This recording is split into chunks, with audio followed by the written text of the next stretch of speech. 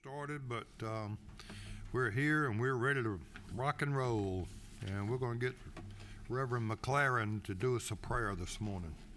Be happy to. Everybody, please bow your heads. Lord, we gather this morning in advance of legislative session to do the people's work. We always are guided by your hand, your wisdom, your justice, your moderation in doing this work. We ask that you bless these proceedings and allow us to exercise all of those things in your name. Amen. Amen. Thank you. All right. Thank you all this morning. We're just got two bills this morning. First is Senate Bill 209, Senator Goodman, LC 560619S. And you can present from there if you'd like to. No, this is fine, Mr. Chairman, if it suits you, all right. Yes, sir. So y'all remember when we had this bill in committee last time, we our dear friend Ben was helping us with some changes because we wanted to make it to where the counties or the school boards could choose whether or not they wanted to participate in this. And so Ben graciously put a lot of time into getting that figured out, because if we did not, it would be an unfunded mandate. And so I think we've got that represented in this bill. And Ms. Carroll, are you back there? You ran the numbers, and I believe it came back at no cost effect as far as to the system. Is that correct? If you'll come up to the table, somebody else may have a question for you, if you don't mind, please. Hey, dear, how you doing? I know you want to get some airtime on TV this morning. The millions of people watching online. That's right. Good morning. Good morning. All right. Okay, good morning. Good. Thank you. Thank you for being here this morning. You're welcome. So yes, the actuary came back saying that there would be no immediate cost to the to the state as a result of this bill, because primarily the first driver of this is the election of the school district to decide whether or not they would want to participate. So because this becomes permissive language, there would no longer be an immediate and required or obvious direct cost to the retirement systems. Okay, thank you. Anybody have any questions for? Okay. What number are you? Number 11. All right. All right. Thank you, Mr. Chairman. The 29 million in here. Who would be paying that? Is that coming? And I don't know if Jim's here. He could probably answer that better than any of us if he's willing to talk on it. I'm not sure where you're looking at. The unfunded liability, there's no immediate cost because we don't know anything. They don't have anything there, so there's no immediate cost, but there's a long-term cost to this. And so can we allow Jim to speak on this, Mr. Chairman? Certainly. Be glad for him to, if you'd like to, if you'd come up to the table. I'm not sure he would like to, but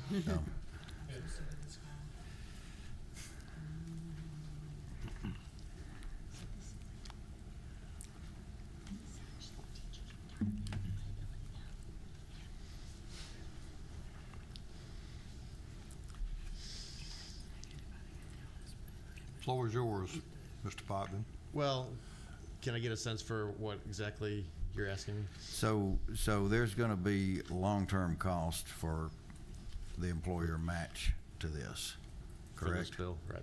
Yes. So who and in what proportion is that coming from? As I understand it, and this is teachers' retirement system, so if I misspeak, Jason can correct me. For each individual who ultimately elects to become part of the teachers' retirement system, they would be subject to the employee contribution rate, which of course they would pay, and the employer contribution rate for TRS would also need to be paid. And as I understand it, approximately half of that is funded by the state and the other half is funded by the local entity. Yeah, and that's I guess some of my concern is we've got a lot of employees under the employee retirement system that don't have a defined benefit. They've got a defined contribution, and yet we're picking some people out, and I feel like putting them ahead of our state employees and giving them a defined benefit.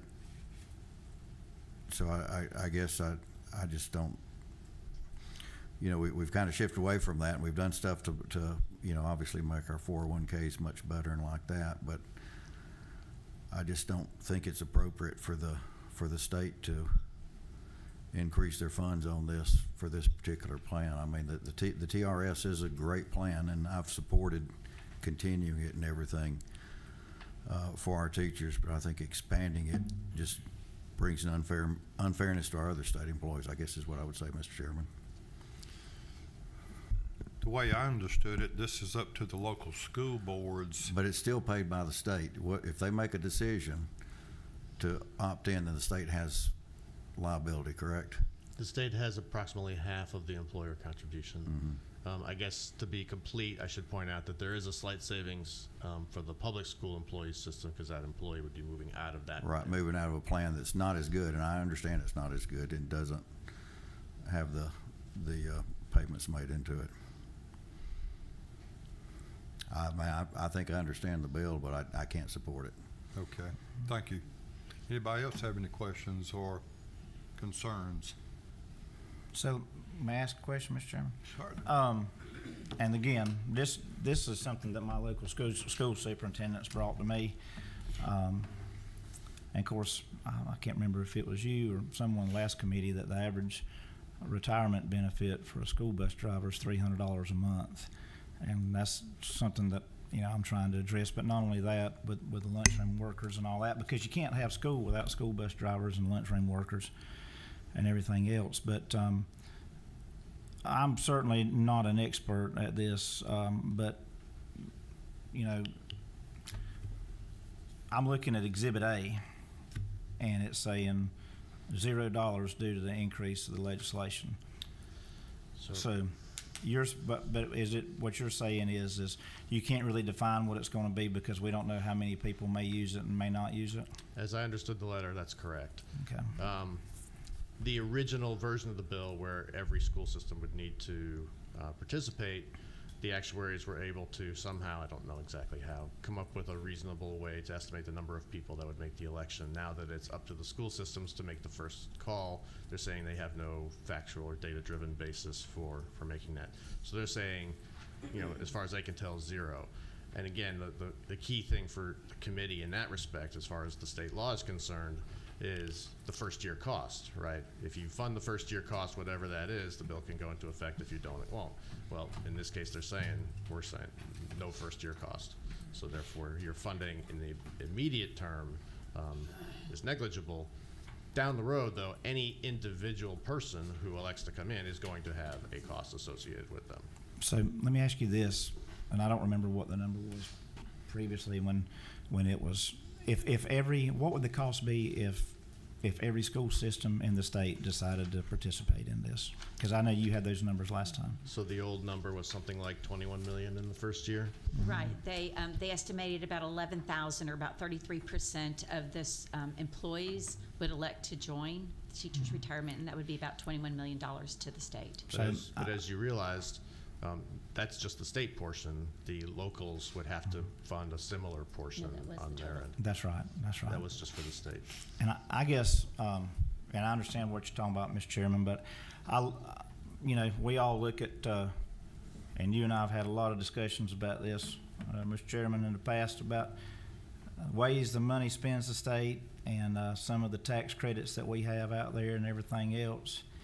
And I understand your concern, but I'm of the belief that if we can give some tax credits to some industries like we do, then I think $20 million a year for the people that get up at 4 o'clock in the morning and get our kids to school every day and the people that feed our kids, I just think that $300 a month retirement for somebody that does that for 30 years is not adequate.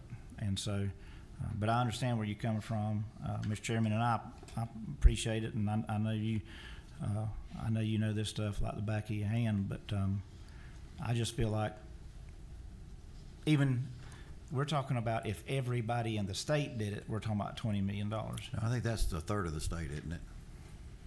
Right. It's projected 30. Right, but they're saying that because it's still up to the employee on whether or not they do it or not. You see what I'm saying? So the local school board has to elect to do it, and the employee has to So elect if to they do it. if everybody did it, that would be 3 times that amount, wouldn't it? Everybody's thinking. So the actuary assumed that people under the age of 50 and had less than 25 years of creditable service would elect to join if given the opportunity. And that was about 11,000 out of the 33,000 PSCRS members. So what we're saying is that and this number's 29 million on this, that's if a third of the people signed up. If everybody signed up, rounded off to 30 million, then you're talking about 90 million. And then you're also talking about another 90 million from the local government's paying. So the potential here is 180 million. And just watching these things over the years from previous retirement, they blow up.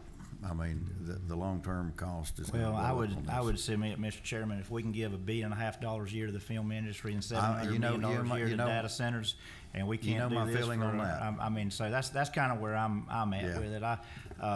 I think it comes back to,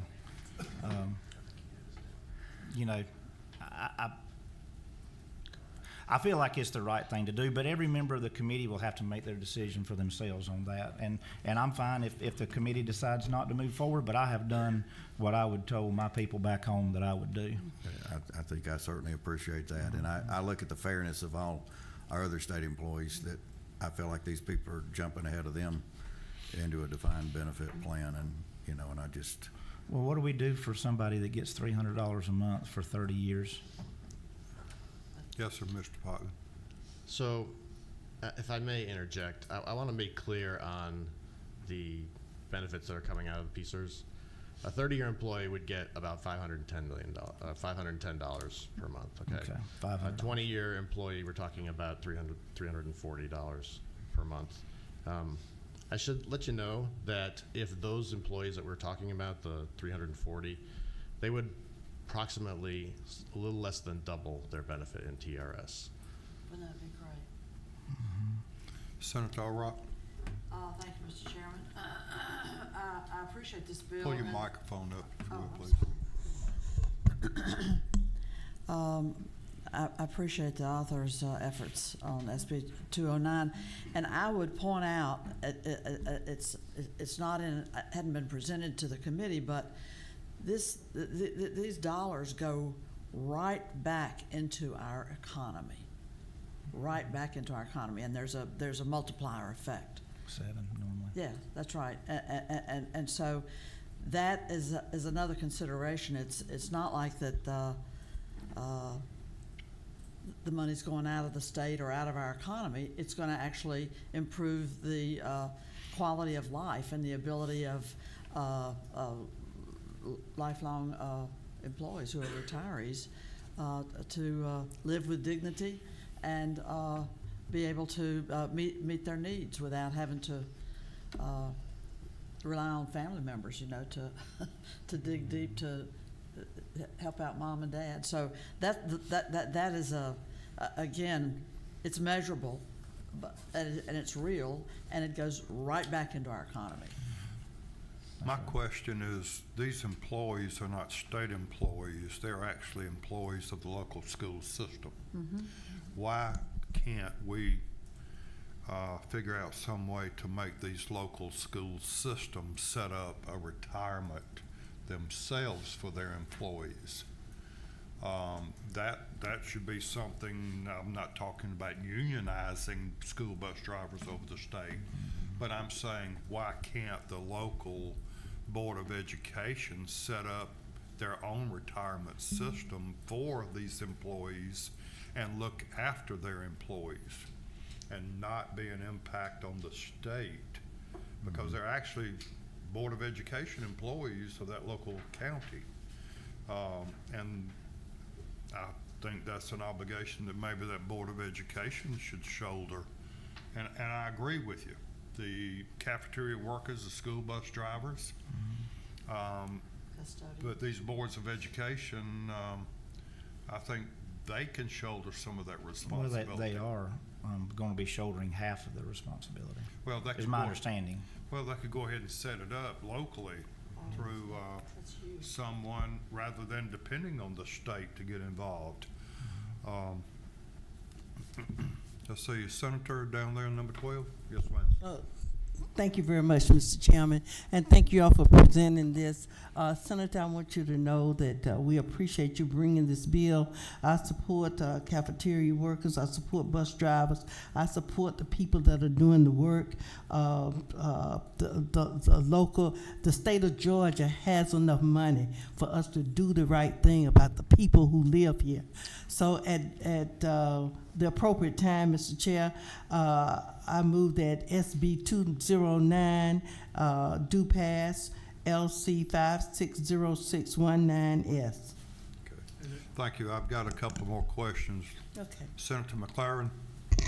Thank you, Mr. Chairman. Now, as a Democrat, we exact a cost. We impose a toll anytime that we side with a member of the majority in an intra-majority fight.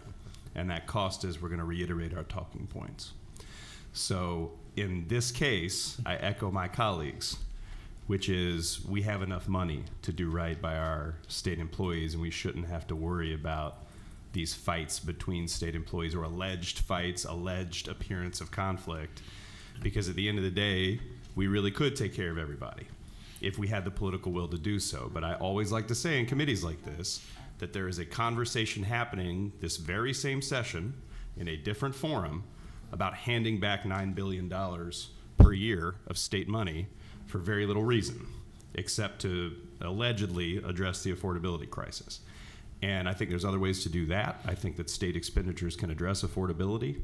And I think this is a great example of a bill where state expenditures can address affordability. What doesn't address affordability is to just give all that money back and pretend like we have no use for it, especially when it's coming from corporate payers and the highest income and wealth earners. So, if we're going to vote for this bill, which I do intend to support your bill, Senator, but I want to do it in the spirit that we should not just be senselessly handing back state revenues that can be used for legitimate purposes like this. So thank you for paying the toll. You're going to get your bill, but you had to pay the toll. Thank you, Senator. Yeah. And guys, I add something, Mr. Chairman. Go ahead. I'm sorry. Let's say I'll defer to the responsible. No, and is that okay, Mr. Chairman? Sure, go ahead. Yeah, I just want to say, like I said, this is something that my superintendents and my rural part of South Georgia brought to me. However everybody votes, there won't be any hard feelings with me. I do think that we can do better by these people than what we're doing right now. I do believe that. But at the end of the day, Mr. Chairman, this is democracy and work and sausage making, and this the will of the committee, what they see fit to do with this. As long as they add a little sage to the sausage. I see that. Senator Mangum? I am honored to be on this committee, and I'm honored that the senator from the 8th would bring such legislation. When you look at $340, some of us blow that in a day. And these people are working 20 years and 30 years. I just simply think that when we do give away billions of dollars, as my senator stated, and I'm for the film industry, I'm for all these, I simply say that this is one of the few times that I want to say that it's time to do the right thing. These little people, the cafeteria workers, the bus drivers, we trust them with our kids, and let's honor them at least with this piece of legislation. Is it not true that the local school system is going to be contributing, or they are not going to be contributing? Pay half. They will be paying half. So I think it's only right, particularly in a day when we were once one in education, and it just shows that we are committed to educating our kids with these that are still part of the clog that makes it work. We don't think about them, But if we don't have them, the classroom would not be the same. So thank you for bringing this legislation, and I'm honored not to vote as a Democrat, not to vote as a Republican, but to vote as someone who loves education and someone who is a son of the South, who has seen education be disregarded as not important, who has seen us shrink from the top 10 in the world in education to now we way down. China is number one, and I don't like it. And that's a son of the United States of America who is ashamed of our current education system when we can abolish the Department of Education and create a Department of War. So I got political then, but I want to say thank you for this legislation. One more comment, if I could. Certainly, yes, sir, and your microphone's hot. You know, we look at our reserves and yeah, everybody should, every individual, every business, and I think every government should look at, try to have 3 to 6 months revenue on hand for things that happen. However, I would also point out that collectively the school systems are sitting on $14 billion in reserves. So what we're saying is they are not making their employees a priority with funding their pension adequately. So we're going to step in and do this.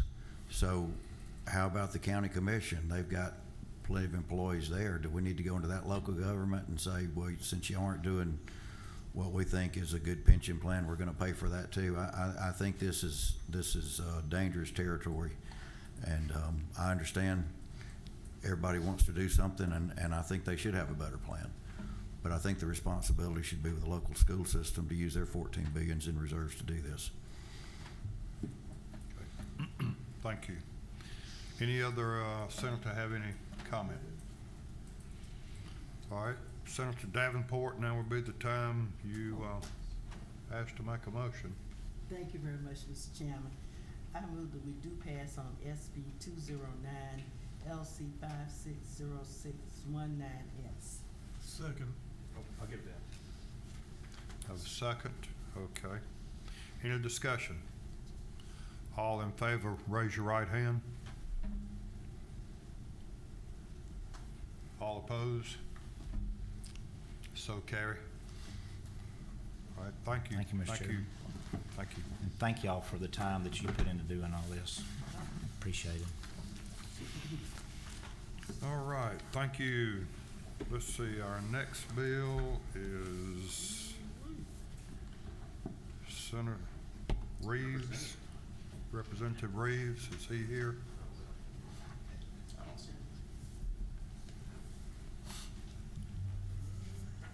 For judicial retirement, HB 1020. With everything going on, is anyone familiar with this bill that would like to present it on his behalf? Yes, sir, number 10. I know he'd love for me to speak up on behalf of his bill, but what I would say is, I mean, this is legislation that is in line with legislation we've seen in recent years to try to make sure that our judges are adequately compensated. It's not really so much a fairness thing relative to other state employees. It's more making sure that we have the caliber of judges that we need in our state judiciary. And we have seen retirements from our appellate courts in the last few years that reflect the reality that some of these judges, I mean, these are judges who have clerked for the Supreme Court, who have done amazing things both in Georgia and nationally, who are having to leave service because they got to put their kids through college.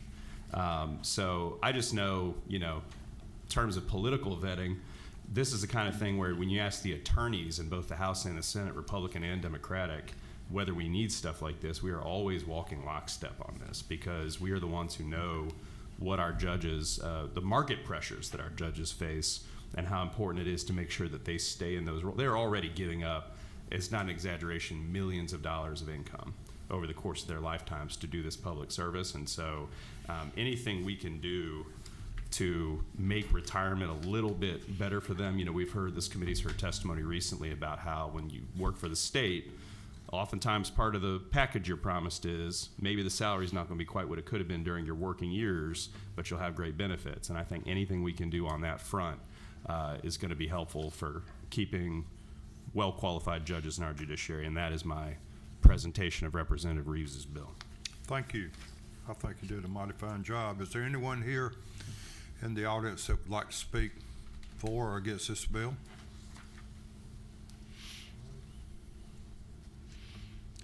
Yes, sir. Come on up.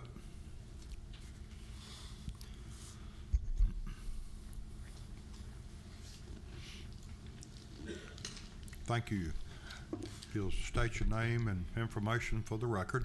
Good morning. I'm Robert Smith. I'm the General Counsel at the Prosecuting Attorneys Council. I can tell you that House Bill 1020 is part of a two-part package. The district attorneys of the state are trying to move a group of bills to increase their compensation based on this body's decision last year to give the Superior Court judges and other judges a raise. So part of what happened last year, the DAs are members of the JRS just like the judges are. And one of the conditions for the judges to get their raises was that their retirement age had to be moved to 65.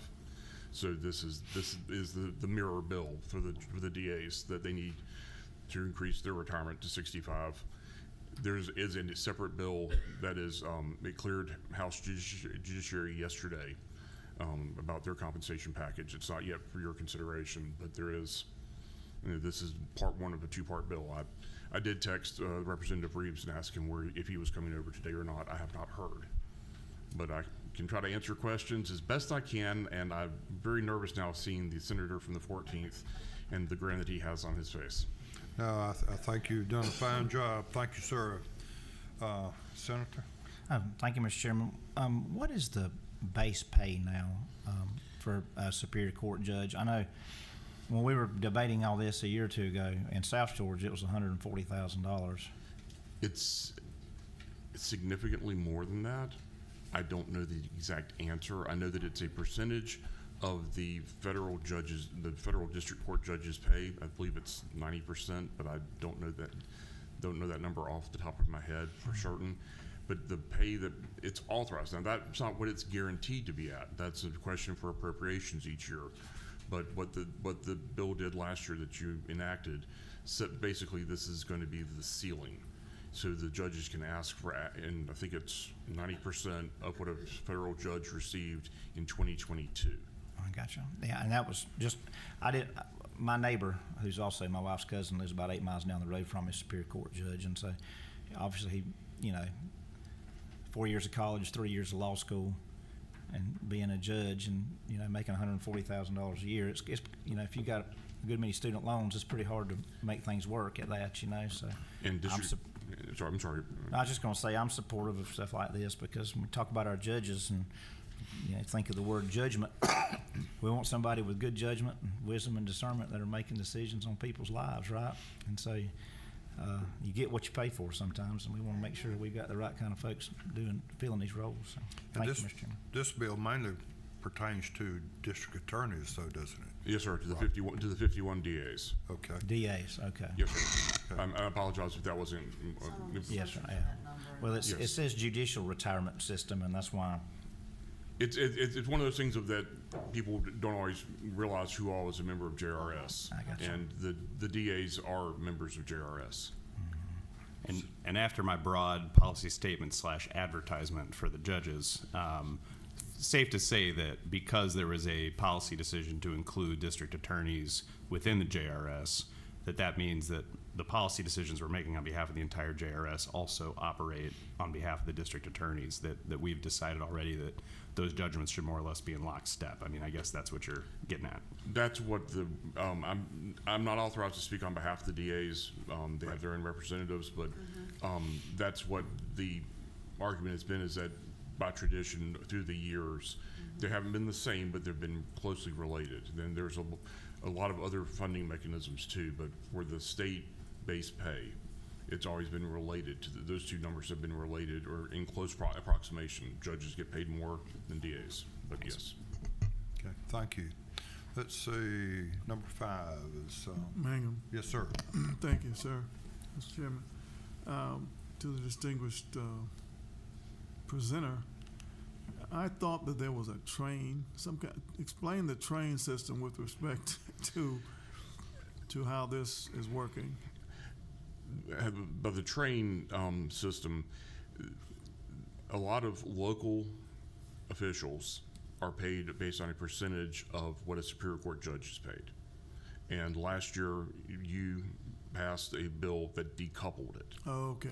And there is some language, I believe, in this bill as well, that in case anybody who happens to be coupled to a district attorney is done the same thing.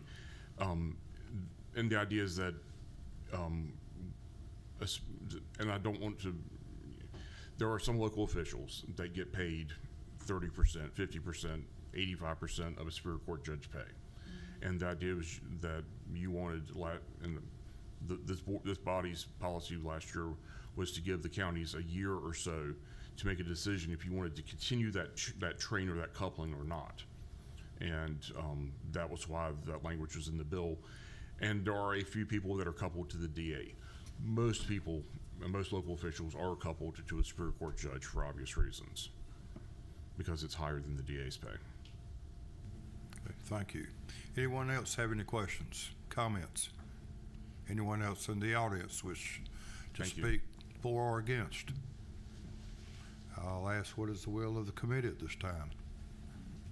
Make a motion to pass. Okay. I'll second. Have a motion and a second. Any discussion, any questions? All in favor say aye. Aye. Any opposed, like sign? So carry. Thank you very much. Representative Reeves, you have a bill. Good luck in rules. This meeting shall stand adjourned. Thank you.